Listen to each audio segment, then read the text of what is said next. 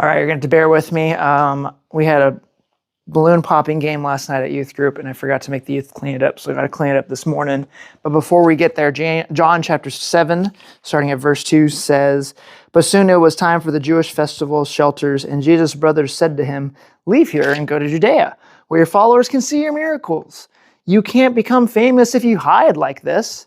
If you can do such wonderful things, show yourself to the world.'" In verse 5, the brothers of Jesus is who he's talking about. "For even his brothers didn't believe in him."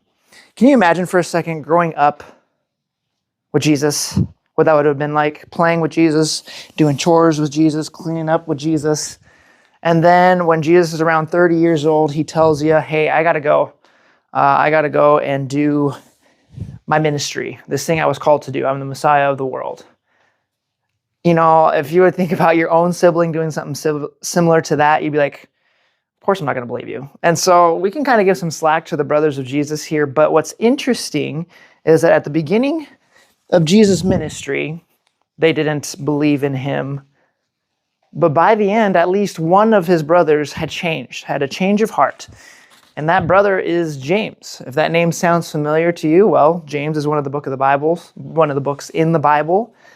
He wrote about Jesus and how you prove you have faith in Jesus in that book. And that book was actually a letter written around 44 to 45 AD. So a little over 10 years after Jesus went to be with the Father and be our middleman between us and God, James wrote this letter. And not only that, but he was also the leader in the church in Jerusalem. And this is like the HQ of churches back then. So something happened from the beginning of Jesus' ministry, where his brothers didn't believe in him, to about 10, 11, 12 years later, where James is now leading the church that follows Jesus, follows his brother. Something happened.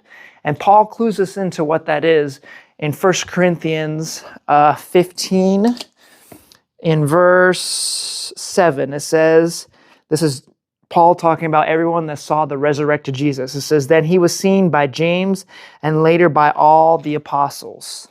And so James, who at first didn't believe in Jesus at the beginning of his ministry, saw the resurrected Jesus, and he must have been like, okay, maybe he is the Messiah.